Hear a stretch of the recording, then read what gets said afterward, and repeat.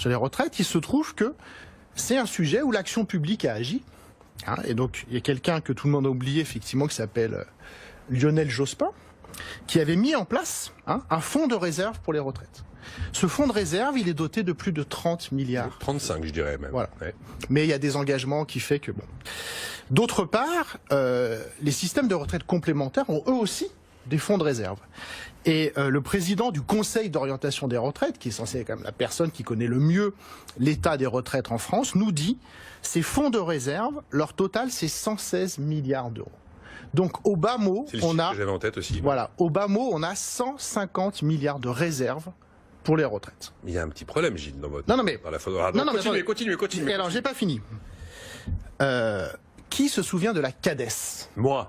Bah oui. 96, On suit le sujet, création de la Caisse d'amortissement de la dette sociale financée par la CRDS, la contribution au remboursement de la dette sociale dont la durée de vie a été prolongée en théorie et ne peut plus être prolongée au-delà de 2024. 20 sur 20. Hein. Ouais.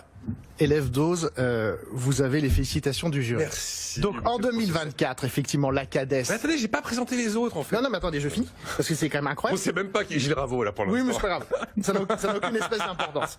Parce que ça, c'est une chose, l'information chacun peut vérifier sur Internet facilement. Donc la CADES, effectivement, aura fini de rembourser la dette de la Sécu en 2024 et dégagera au minimum encore 24 milliards d'euros. Le président de la CADES... dégagera 24 milliards. Mais oui, d'euros. mais oui. Jean-Louis Ray déclare: aucun gouvernement n'a eu à arbitrer une telle manne. Donc ce que ça veut dire, c'est qu'en fait, et donc c'est là qui est quand même sidérant, je suis désolé de décevoir tout le monde, mais en fait il n'y a pas de problème de financement des retraites, et je pourrais continuer longtemps comme ça en expliquant qu'avec une politique d'emploi un peu moins débile, en créant des emplois et en augmentant les salaires, on finance les retraites mais hyper large. Et pourquoi ? Parce qu'il y a eu plein de réformes des retraites. Oh là, oui. Et qu'en fait, les gens qui arrivent à la retraite aujourd'hui le constatent. Les retraites ont vachement baissé. Et en fait, le vrai problème des retraites, c'est la pauvreté des vieux, qui va arriver de façon évidente dans les prochaines années. Qui n'est pas massive aujourd'hui. Qui n'est pas du tout massive aujourd'hui, qui est la plus grande réussite de l'histoire sociale de la France. Parce qu'avant, quand on était vieux, soit on avait du patrimoine, soit on était pauvre, et la grande majorité des gens étaient pauvres. Et la première réussite de notre système social, c'est qu'on a un taux de pauvreté parmi les vieux, qui est effectivement un des plus bas du monde et un des plus bas de l'histoire, évidemment.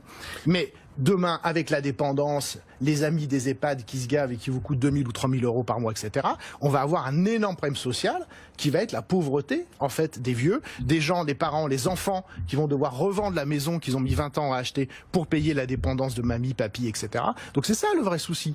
Et je passe sur l'incroyable écart d'espérance de vie qui existe dans notre pays.